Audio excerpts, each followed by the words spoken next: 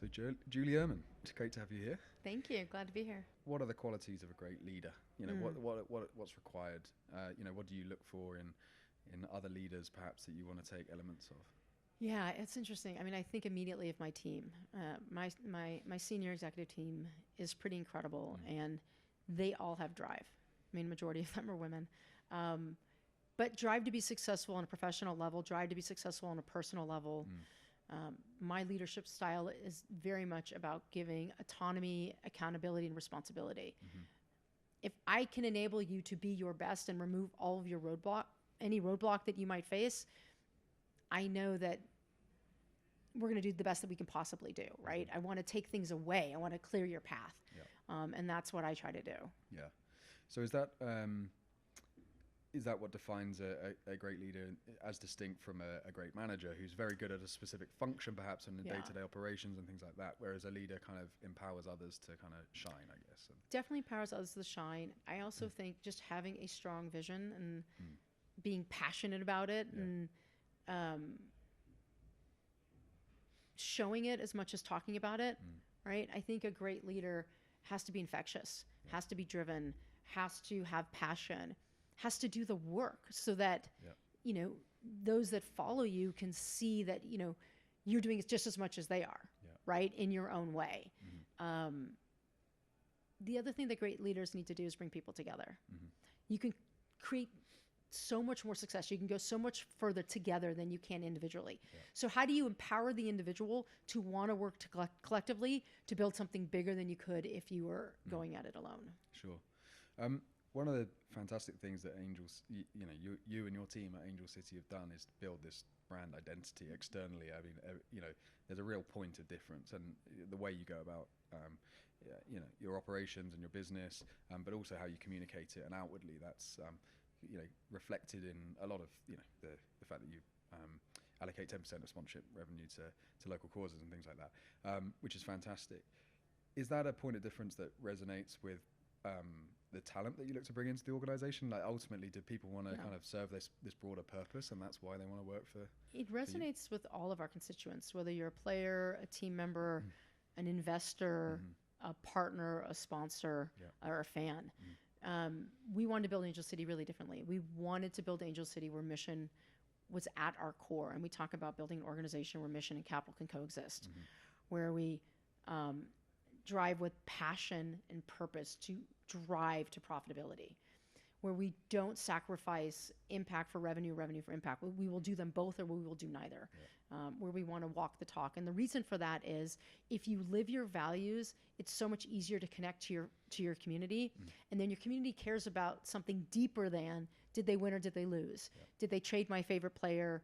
Did they, get my favorite player in the draft, right? And so we built our community first, living our values, wanting to set higher expectations, wanting to give back to the community, affecting essentials and education, driving towards equity. And we do that through something incredibly fun called sport. And we create an incredible game day experience. And so we create, an entire world in a way that embodies our values, where you're giving back, you're feeling good, and you're creating a sense of community and belonging while you're at it. And does that inform the thinking among players ultimately?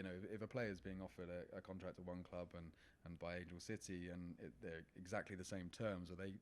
Does that give you the competitive edge? Assuming they love Southern California, yes, I think we have edge. I mean, I do, and we hear that from the players. They like what we stand for. They like how we're making a difference in the community. They like how they can use the Angel City platform to pursue their social impact causes, or to build their brand, right? Whether it's on social media or in the community, or on the pitch. And so if you don't stand for something, why is anybody going to care? And so we work really hard to make sure that people know that Angel City stands for equity, that we're going to drive towards equity with everything we do. We're going to use sport as a way to get there and create an incredible experience doing that. But if you're another club, I don't care where you are, if you don't stand for anything, and you're solely judged on wins and losses, that's really tough, because you can't win every game. Yeah, for sure. I've tried. And in terms of your personal inspirations, when you look across, whether it's within sport, outside sport, who do you look to that are there individuals that you can pick out and say, they historically or currently that that inspire you? I think growing up, I always looked at others and said, I want that career. I want to be that person. It probably hasn't been until the last couple of years where I'm so content with who I am and what I'm doing. I love being an operator. I love building things. Yep. And what we're doing with Angel City and how we're doing it so differently, we have fundamentally changed women's sports. We've fundamentally changed women's football.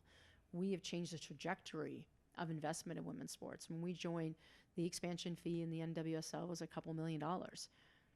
Last year, 2 teams joined, each paying $53 million. And we have one more expansion slot open for 2026. And I imagine that'll go for 9 figures, if you're asking me. It wouldn't have happened without Angel City. And so the fact that I can continue to lead by investment, lead by example, build a global brand that has impact beyond just the pitch, that has impact beyond the 8 months that my team plays, I'm pretty content. There was one question that came in from the audience during our session earlier, but it wasn't asked by Tammy, who moderated. But and it related to the genderisation of women's sport and the W. Yeah, obviously you play in a league where there is a W. The W exists across the WTA and NWSL, WSL. A lot of the teams in the UK certainly are kind of Chelsea women, Arsenal women, and what's your view on that? Because I think people I've spoken to in the women's sport industry want to wear the W as a kind of badge of honor. It's like a point of pride. They want to say, we are women and we are doing great things. But others say, why are we differentiating in the way that we don't do with men's sport? Right. What's your view on it? The honest answer is I waffle on it. I think the problem with W is it has both positive and negative connotations immediately. And you personified it when you asked the question. Like, some people want to wear it as a badge, like I'm part of the W, and some people think about it as a negative. Why do I have to define myself when men's teams don't? So I think that's the problem that I have with the W, is that it has both positive and negative connotations. The question is, A, what would be better? And is the time spent figuring that out the best use of one's time? And what I've come up with is, no, it's just not. Like, I'd rather work on the product on the pitch and creating the game day experience and driving in attention and awareness. Like, changing the name is not going to fundamentally change the growth trajectory or the value of the league or the teams. And so at the end of the day, I find it's just a wasted conversation because I can truly argue for and against it. And then I just don't feel like it's a good waste of my time. Use of my time. Yeah, it's just make progress. I think in a perfect world, I would probably prefer not to have the W, because I don't want to qualify it because there's negative connotations. But we don't live in a perfect world. Yeah, for sure. So when you look at where women's sport sits today, do you feel like, and in the context of leadership here in this conversation, do you feel like there has been a failure of leadership with the status quo, with the systems, the male-dominated nature of those who hold powerful positions within this industry? Or is that just a kind of pretty negative way of looking at it? No, I mean, I think there is some truth to failure of leadership, but part of it is not focusing on women's sports independently. So, in Europe, women's sports is a part of the men's club, and the men's club comes first. It has longer history. It generates 99.9% of the revenue, right? It has 90 some odd % of the fan base. So it's understandable almost why it's not put on an equal footing. Historically, I'd say today it's different. I think women's sports fans are different than men's sports fans. I think you have fans that are fans of both, don't get me wrong, but there are sponsors that want to sponsor women's sports teams. Nike sponsors more women athletes than they do male athletes. Gatorade came out and they stopped sponsoring the NHL to start picking up more female athletes and more female leagues. Like, the world is changing. When you sponsor a women's team or women's league, 3 things are happening. 1, relatively speaking, for the same asset, you are paying less money. Unfortunately, you might pay a couple $1 million for the women's asset, but you'd be paying tens of millions of dollars for the same male asset. So on one hand, you're getting a really good deal. Second of all, you're getting greater share of voice because there's fewer sponsors for women teams and leagues than there are men. And third, you're getting a positive brand halo because you're doing something good that is going to drive growth to something that should be equal in the first place that we're not there. Yeah. So given the fact that I've just given you 3 reasons why it is better to support women's sports than it is men's sports today, to not focus solely on it as a standalone business does you a disservice, does your fans a disservice, and does the sport a disservice. So yes, I think there's a failure in leadership to not recognize that you can be more successful if you focus on it. And then we just need more people focused on women's sports and growing women's sports without being tethered to the male side. Sure. I wanted to ask the kind of interplay, I guess, between men's and women's sport currently. You see on the men's side, is it specifically in football or soccer, you're seeing expansion of tournaments, of leagues, of more matches, the Club World Cup. There's a lot that is being expanded on the men's side, the World Cup, for example. Those who promote and market women's sport are obviously looking to drive visibility, push for better scheduling and things like that. Presumably that calendar congestion on the men's side makes your job, that job harder, that challenge harder, because there's just so much more sport happening. How do you muscle into that and gain a foothold when the whole market is quite cluttered? It does make it harder, mostly from a scheduling perspective. So both from a stadium perspective, if you're sharing a stadium, and then just visibility, on broadcast, whether it's over the air or streaming. So we do have those issues. The benefit of streaming is that there's no time slots. You can have 100 shows running at the exact same time. So depending upon where you want to distribute your content, that may not be as big of an issue. Stadiums is certainly a big issue. Time of day, day of week also become issues and concerns if the male teams continue to get sort of the better placements. But we're also seeing the women's schedule grow. There were more teams entered into this year's Women's World Cup than there were in the previous year. The NWSL wants to add, international tournaments to our calendar. We want to add more friendly matches because there's fan interest and desire to see us play more and play, a greater variety of teams. So I think we're going to start to see it more and more. And then obviously we have to be really careful of the load on our players and to not only, prevent any injury, but also to continue to create competitive matches because they're going to need breaks. And so there's a lot of things you have to balance to be able to bring the fans and the sponsors something that they want, which is just more football. Sure. To what extent do you, obviously you're here speaking at our event, it's very much a sports industry event. As a woman in a leadership position, woman in business, to what extent do you look outside of sport? Do you put yourself out of sport at different types of events to kind of, I guess, absorb knowledge and inspiration from other areas outside of sport? And how important is that as, in the role that you hold?